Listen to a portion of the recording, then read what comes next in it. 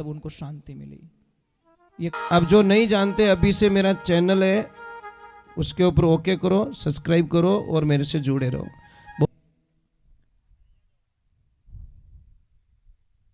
सत्संग में 3 प्रकार के लोग आते हैं। कथा चल रही, श्रेष्ठ, भागवत जी में बताए गए कथा कैसे सुनी जाए, श्रेष्ठ श्रोता बनके यहां पे सुने, घर पे जाके मंथन करें, लोगों को आगे बताएं। एक होता श्रोता, श्रेष्ठ श्रोता, एक होता श्रोता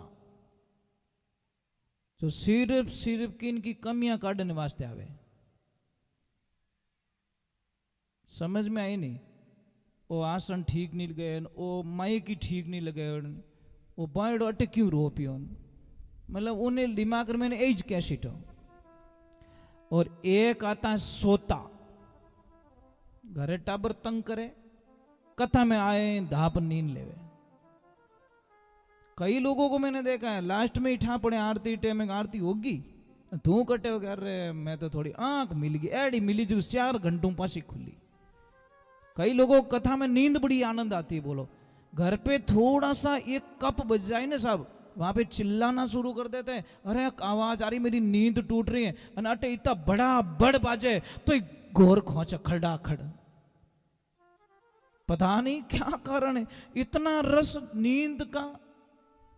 नींद ने भगवान को बोला ने, चिंता मत करो, मैं तुम्हारे धाम पहुंचने ही नहीं दूंगा, क्योंकि कोई न कोई अक्षर श्रोता को भूलवा दूंगी, नींद अड़ाए दूं भी, माथा में जान बैठू भी, गुड़ाइन छोड़ू एटो।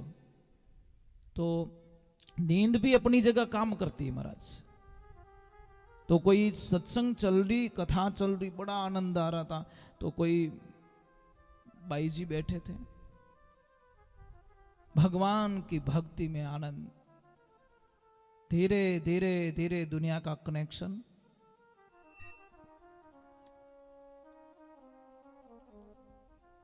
कथा में, और जैसी खड़ी हुई नाचने लगी,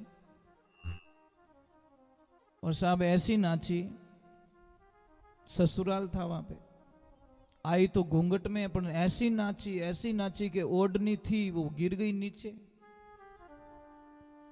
उगड़े माथे होगी। और जैसी उगड़े माथे हुई, बिना ससुर जी बटी बैठा, बे ओळख ली कि राम राम राम राम, आते मारे भवरिया रे भूए पान की, आठ कहीं करे। बासा ने इतो गुस्सो आयो महाराज, पण गुस्सा ने थोड़ा कंट्रोल राख्यो, अगर यहाँ पे बोलूंगा तो मेरी बेइज्जती हो जाएगी, तुम्हारी बहू तो उगाड़े माते नाचे जो ठाई को नहीं, तो पंचायतिया करता फिरो, मैं तो मानी जीवड़ो पंच हूं। थोड़ी देर का बकल ढीला था, वो ही खुल गया, बाल बिखर गए, ओरिजिनल रूप में आ गई वो। भगवान की ऐसी लीला हुई। बाई वो नीचे बैठी, पण एक बात तो ध्यान रखो महाराज, मैंने पहले ही बोल दिया कि दीवार पे एक बहुत बड़े अक्षरों में लिख दो, डेली उसको पढ़ सको, LK, लोग क्या कहेंगे। लोग थोड़ा बिल नहीं भरे, ध्यान रखो, लोग थोड़े घरे टिप्पण नहीं पहुंचावे, लोग थोड़ा खर्चा नहीं उठावे, ध्यान रखो। लोग क्या कहेंगे इसके चक्कर में हम भगवान की भक्ति नहीं छोड़ सकते हैं। लोगों ने हमको अच्छा कब कहा भाई, हम भी कथा करते तो हमको भी बोलते ये तो पैया रवाज से रोता फिरे, दाग तो हमारे भी लगा हुआ है नहीं, इसमें कोई शंका ही नहीं है। जो नेगेटिविटी सोचता वो यही करता, पर ये लोगों को पता नहीं है कि मैंने पहले ही बोल दिया कि मैं पैसों के लिए कथा करने वाला व्यक्ति नहीं हूं। पैसों के लिए मेरे जीवन को मैं बर्बाद नहीं करना चाहता साहब। मेरी जिंदगी में 2 ही चीज रह सकती है, या तो पैसा रहेगा या फिर वो परमात्मा रहेगा। दोनों का अक्षर पहला वो ही है, और मैं पहले अक्षर उसको नहीं छोड़ना चाहता। और मैंने एक लाइन सीख गई है महाराज, एक लाइन सीखा हुआ हूं मैं। कारण क्या है कि मैं उस स्थिति में गुजर चुका हूं, इसलिए मैंने एक लाइन सीखी हुई है, हरि जब पैसा हमारे पास में था तो चाहने वाले लाखों थे, आज पैसा हमारे पास नहीं। चाहने वाला कोई नहीं दुनिया में, सारे मतलब के यहाँ पे किसी का कोई नहीं। ये लाइन सीख चुका हूं, इसलिए मैं परवाह नहीं करता कि कौन मुझे किस पोजीशन में देखेगा, मुझे पता नहीं। वो मेरा हरि है ना, भगवान है। क्योंकि मैं सबसे झूठ बोल सकता हूं, अपने आप से झूठ नहीं बोल सकता। ये बात का ध्यान रखें। और आप वहां पे जो आए उनको पता ही है कि सच क्या है। तो महाराज अब वो बाई नाची, उनके ससुर जी को इतना गुस्सा आ गया कि गुस्से से लाल हो गए, पर बोले कुछ भी नहीं कि मारे हमें दूसरी बीदड़ी लाऊं, जाने कोई चाइना री आइटम रह जू। महाराज आजकल रिश्ते की कोई गारंटी नहीं है, निभ जाए तो ठीक, नहीं तो कर्म फुटोड़ा है ही है। पता नहीं क्या हो गया हम लोगों को, क्या हो गया, हम रिश्ते में इतने कमजोर कैसे हो गए सब। और दुनिया की रीत देखना, कोई भी माता बहन जब सत्संग में नाचती है ना, कथा में नाचती है ना, तो लोग कहीं कहीं तो बावड़ी होगी। मीराबाई को भी बोला था, मीराबाई को क्या बोले, अरे घर रे लोग माने बावड़ी बतावे, संगरी सहेल्या मां परे आंगली उठावे, अरे हसी रे उड़ावे रे नैना टाबरिया रे मीरा बनी रे जोगणिया। छोटे छोटे बच्चे उसकी हंसी उड़ा रहे, पर वो तो हरी रंग में रंग। अब महाराज भगवान की कृपा हुई, कोई भी देवी जब सत्संग में नाचती है तो कहते बावड़ी होगी, और डीजे माते नाचे जने, वाह वाह, कहीं के वाह क्या स्टाइल है, ये थारी भली रेवे थारी, सब तो धूड़ो उड़ाए दियो, अटे स्टाइल होगी। महाराज डीजे पे भी गंदे गाने नहीं बजने चाहिए, सुधारा नहीं होगा साहब। आप एक बच्चे को 3 महीने संस्कृत की स्कूल में डालो, वो अच्छे अच्छे श्लोक बोलना सीख जाएगा, और 3 महीने तक दूसरी स्कूल में डाल दो, वो आगे रो है जो कोई भूल जाइए। इन मन ने जड़ी लग जगह ले जान बैठा होला बैठो सीखेला महाराज। ये मन की मन और पानी दोनों अधोगति में जाते, नीचे की तरफ ज्यादा जाते, गंदे कामों में ज्यादा जाते, अधोगति में मतलब नीचे। पानी को ऊपर चढ़ाना है तो मोटर लगाओ, पाइप लगाओ, स्विच लगाओ, पानी ऊपर चढ़ जाएगा। और मन को ऊपर लगा चढ़ाना है, ये माला लीजिए और गुरु मंत्र का धारण कीजिए। गुरु मंत्र इस मन को यहां तक पहुंचा सकता है। यहां से रवाना होगा, यहां आएगा, यहां आएगा, यहां करते करते यहां पहुंच पाएगा। अब भगवान की लीला हुई, जैसी वो नीचे बैठी, गुरु महाराज ने पूछा सत्संग कैसी लगी। गुरु जी बहुत अच्छी, बहुत अच्छी, बहुत अच्छी। तो बताओ बेटा आपकी उम्र कितनी हुई? कि गुरुदेव मेरी उम्र 16 साल। वो दादाजी ने बोला ये तो पागल हो गई सच में, इसकी उम्र तो 27-28 साल है, और ये 16 साल बताए। तेरे पतिदेव की उम्र बताओ। कि मेरे पतिदेव की उम्र 8 साल है। हमें उन्हें ससुर जी के इन पागल ने कौन रखे? ये तो उल्टी उल्टी बोले। तेरी सासू मां कितनी साल की? मेरी सासू मां 3 साल की। दिमाग खराब होगा कि नहीं होगा? कि तेरे ससुर जी कि मारा ससुर जी जलमिया इसको नहीं। हमें बासा कही और इन घर में राख्योड़ी व्यर्थे। बासा गया घरे कि तो नुकसान कर दियो। वो बाई गई और बोला कि क्या हुआ? कि कुछ नहीं हुआ, या तो थारो आ बिदनी घर में रहे या पछे मैं रहूं। आ डोकरी के कहीं रियो के दे आ झूठ घना बोले। आज पकड़ी जी सत्संग रे माने मैं ध्यान राखी मिठाई को नहीं पापा एवड़ा मैं ध्यान रख रहा था एक एक शब्दों का। अरे आ नाची ओढ़नो पड़ियो की कोनी, बकल टूटो की कोनी हो जाता है। उसमें मेरी नाराजगी नहीं, अपनी झूठ बोली नहीं, वो मुझे पसंद नहीं आया। वो भी भगवान की कथा में, भागवत चल रही, वहां कथा में झूठ बोल के आई। तो वह लड़की बोला, पापा मेरी जिंदगी में एक भी झूठ मैंने कभी नहीं बोला है, मुझे बताओ मैंने कहाँ झूठ बोला। कि तू नाची, हाँ। ओढ़नो नीचो पड़ियो, कि हाँ। तो गुरुदेवता ने उम्र पूछी कि हाँ। तो कितनी बताई? तू बताई 16 साल, जबकि तेरी उम्र 27 साल है और तेरे पति की उम्र 32 साल है। तू बता रही है 8 साल का, और आ डोकरी 60 साल की, तू के 1.5 फुट की 3 साल की। और अटे 1 2 3 आई एम फ्री। मारो तो पत्तो ही काट लियो। जने वा डोकरी कहो कि आ झूठ कोनी बोली। अरे इन्हें गुरुदेव री दीक्षा लियो ने 16 वर्ष हो गया। भाई स्कूल में गया ही कोनी, टीसी लेवन जाओ कोई दे देगा क्या? कभी स्कूल में गए नहीं आप, अन क्या टीसी लाओ, बट कागज ला बीड़न, कोई टीसी नहीं मिलेगी, तेरा नाम ही नहीं बोल रहा अंदर। तो गुरु दीक्षा लिया ने 16 वर्ष हुआ और डोकरी के थोड़ा बेटा ने यहाँ भक्ति में जीव लगायो। हमेशा सत्संग माने जबरदस्ती ले जाती, हालो पतिदेव मने भजन सुनना है, मने भजन सुनना, मैं भजन के बिना नहीं रह सकती। और थोड़ा बेटा ने सुगरो कर दियो। 8 साल हो गया, उन्हीं गुरु भक्ति में लगाए दियो, भगवान की तपस्या में लगाए दियो। जने आपनो क्याणो माने बेटो, पहली मान तो ही को नहीं, हमें घणो ही माने, हमेशा तड़ेम करे, हमेशा अपनी सेवा करे। पानी मांगो तो पानी लेने उबो रेवे, कोई चीज मांगो तो लाइन देवे। ये 8 साल भी कितो फर्क पड़ियो? कि हाँ फर्क तो पड़ियो। डोकरी के 3 साल भी मन ही माडनी ले जाने इन धर्म रे रास्ते आ चलाई दी। इन्हीं वास्ते मैं भी गुरुमुखी होगी। और था तो वगरनाथ रो बड़द हाल है जूझ फिरो। वगरनाथ रो बड़द कौन है? मन है। ये मनवा थने किण विधि के समझाऊं? अरे घोड़ो हो तो लगाम लगाऊं, ऊपर झीण कसाऊं, वो यसवार थारे ऊपर बैठू चाबुक दे समझाऊं, मनवा थने किण विधि के समझाऊं। एक ध्यान रखना, जब तक आपके जीवन में गुरु नहीं है तब तक जीवन शुरू नहीं है। ये जिंदगी में ध्यान रखना। गुरु बड़े परमार्थी होते, दूसरों के लिए जिंदा रहते हैं।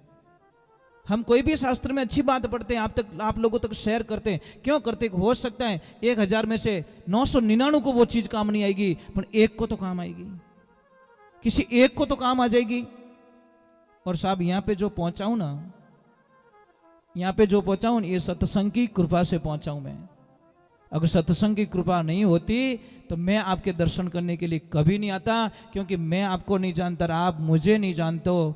मेरी सत्संग कहाँ पे देखी आपने? मोबाइल पे देखी, आप लोगों को अच्छी लगी और आपने मेरे से कांटेक्ट किया, और कांटेक्ट करने के बाद में मुझे निमंत्रण दिया और मैं आपके दर्शन करने के लिए यहाँ तक पहुँच गया। ये सत्संग का जागा मारा भाग पुरबला शुक्र। राधे राधे। हाँ ले जा थारा वालों तू ले जा। ये 3 ही आए, 3 ही कैमरा बेच दिया है। ओके ओ मारो, बोके ओ मारो, ओके ओ मारो। हाँ ले जा भाई ले जा। उबो क्यों?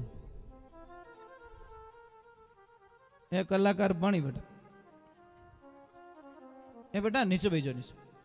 ये फटफटिया वो अभी उठाए दे तो फिर ठीक है, बच गया। चलो थोड़ा भगवान के गुणगान करते हैं। बोलिए श्री भगवान की, माता पिता गुरुदेव की। और मैं वंदन कर रहा हूँ जो भी यूट्यूब के माध्यम से चैनल पे देख रहे हैं, उनको भी मेरा कोटि कोटि प्रणाम।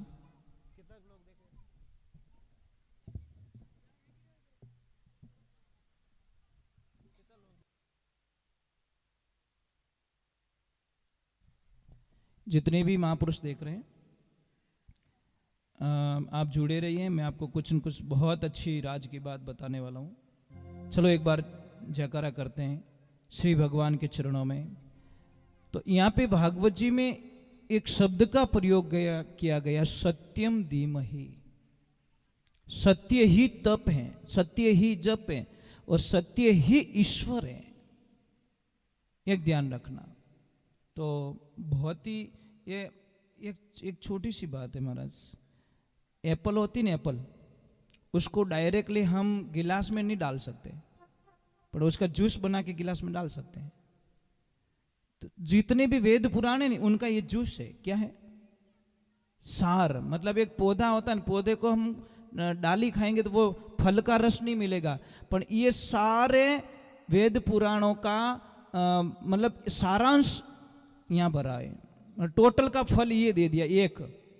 क्योंकि व्यास जी महाराज बड़े उदास थे, तो उनको पूछा गया नारद जी ने कि क्या हुआ कि ये हुए, मेरे को शांति नहीं मिले, 4 वेद 6 शास्त्र 17 पुराणों का मैंने वर्णन कर दिया, मुझे शांति नहीं मिली, तो शांति मुझे कैसे मिले? कि ये उपाय बताया कि श्रीमद् भागवत कथा का रचना करो, उसका विस्तार करो, और इसका विस्तार किया तब उनको शांति मिली। ये कथा में बड़ा आनंद आता, सब सुनने वाला चाहिए, और जितना हो सके कथा को सरल बना के सुनाए ताकि बच्चे को भी समझ में आ जाए। अब ऐसे ऐसे शब्दों का मैं प्रयोग करूंगा तो न तो आपको पता चलेगा न मेरे को पता चलेगा, और सिर्फ मेरे को ही पता चल रहा है तो वो कथा का कोई मतलब नहीं हो सकता। कथा का मतलब है आपको पता चलना चाहिए। तो भगवान की कृपा से अभी आगे का वर्णन किया जा रहा है। कहते हैं कि 4 श्लोक की जो कथा आगे सुनाई गई है उसके आगे नाम आता है राजा परीक्षित का। तो वहां पे एक प्रश्न किया जाता है, परीक्षित ये कौन है? परीक्षित कौन है? प्रश्न तो आएगा भाई, जानते नहीं तो प्रश्न तो आएगा। तो कथा का विवरण बताया गया है कि परीक्षित को आप सब जो जानते, जो कथा सुनते वो जानते कि पांडु वंश में अंतिम सम्राट, पांडवों का अंतिम अंश जो सम्राट बने थे, उसके आगे उनको बेटे भी थे, परंतु परीक्षित के माध्यम से ये कथा हमारे कलयुग के अंदर मतलब बहुत ही प्रभावित हो गई, और कलयुग में इस कथा ने बहुत ही आनंद का रूप ले लिया। परीक्षित जी महाराज पांडवों के जो अर्जुन जी थे, अर्जुन के पुत्र थे। कौन थे बताओ? बताओ ना, इतना तो आप सुनते हो नहीं। अर्जुन के बेटे का नाम याद नहीं है? नहीं, मैं अर्जुन के पुत्र का नाम पूछ रहा हूं, उनका नाम नहीं पूछ रहा हूं। अभिमन्यु, अभिमन्यु किसके बेटे थे? अर्जुन जी के। मां कौन थी? सुभद्रा। अभिमन्यु के जो पत्नी थी उत्तरा, अभिमन्यु महाभारत में काम आ जाते हैं।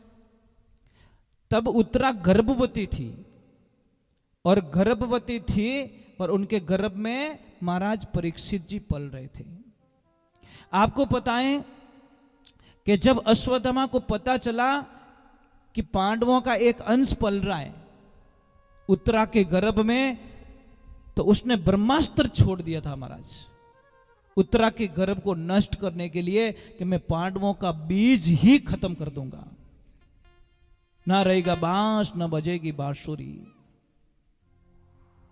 तो उत्तरा के गर्भ में भगवान ने परीक्षित की रक्षा की। जब महाराज परीक्षित का जन्म होता है ना, तो साहब वो बालक पालोथी मार के बैठता और सबको घूर घूर के देख रहा है। तो सबको अचंभा हुआ, ये बच्चा क्यों घूर रहा? सबको आपकी तरफ देखे तो एक टक देखे ही जा रहा है, इनकी तरफ देखा तो एक टक देखे, सबको देख रहा, घूर घूर के देख रहा है। ये बात अच्छी नहीं लगी।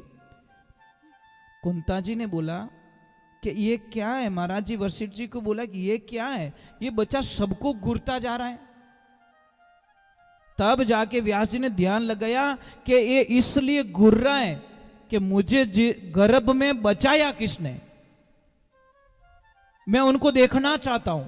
कौन है वो जिन्होंने मुझे गर्भ के अंदर मेरी रक्षा की? तब मेरे हरि नारायण कृष्ण आ गए। आते ही उन्होंने हाँ, यही थे गर्भ में जिन्होंने मेरी रक्षा की, परीक्षा की, इसलिए उनका नाम पड़ा परीक्षित। नाम क्या पड़ा? सबकी परीक्षा ली, इसलिए परीक्षित नाम पड़ा। और जब योग देखा गया तो उनको बताया गया पहले ही कि ये बहुत बड़ा राज्य फैलाएगा।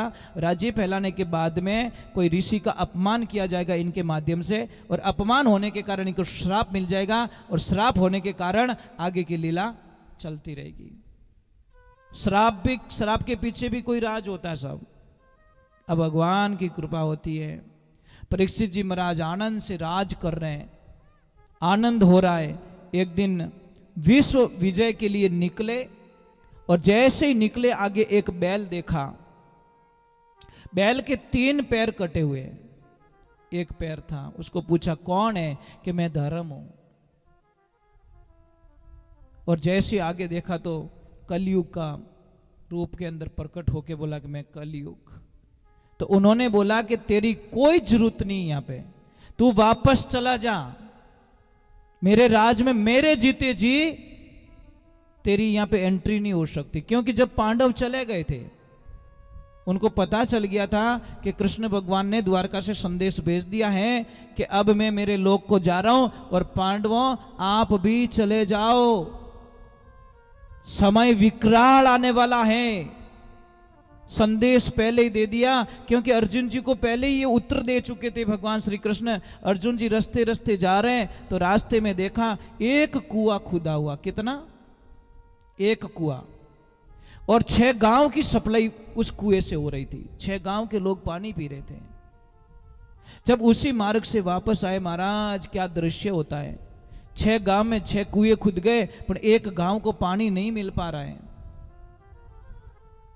अर्जुन जी ने प्रश्न कर दिया कि प्रभु मैंने ये क्या राज देखा प्रभु, गया एक कुआं 6 गांव को पानी सप्लाई कर रहा है और 6 कुएं मिलके एक गांव की सप्लाई नहीं कर पा रहे हैं। क्या देखा मैंने? भगवान श्री कृष्ण ने मुस्कुरा के जवाब दिया, पांडवों कलयुग, ये कलयुग के निशान आने लग गए, उनकी छाया पड़ने लग गई है। इससे पहले ही वो छाया तुम्हारे पे पड़े, उससे पहले इस शरीर को ब्रह्मांड से छोड़ दो।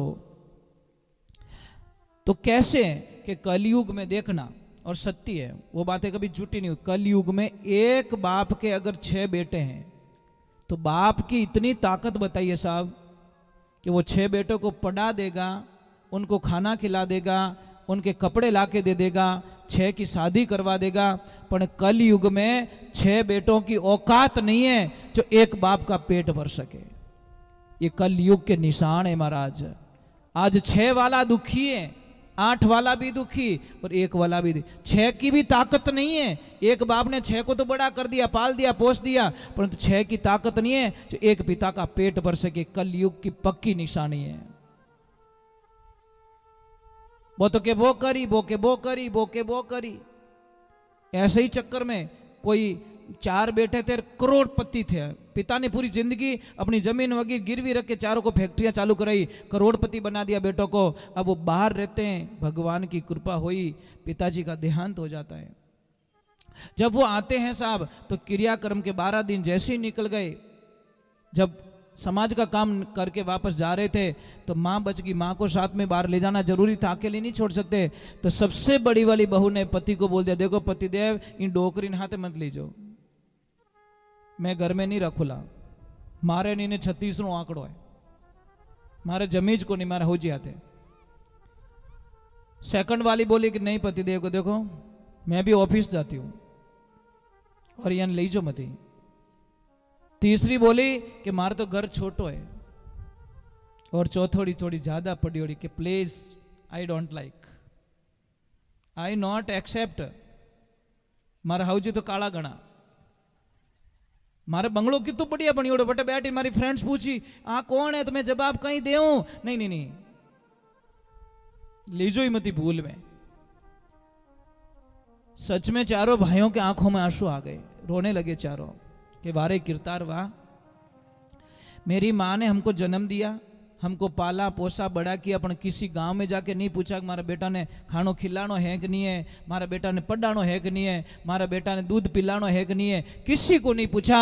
और आज एक माँ को रखने के लिए हमारी पत्नियों से इजाजत लेनी पड़ रही है। वारे वाह कलयुग वाह, क्या फैसले करवा रहा है तू। फिर उन्होंने बोला कि देखो मिनक हसेला कि बाप जाता हूं, इतनी बार लागी डोकरी हालत पूरी रहेगी, एक काम करो 15-15 दिन की बारी गाल दो।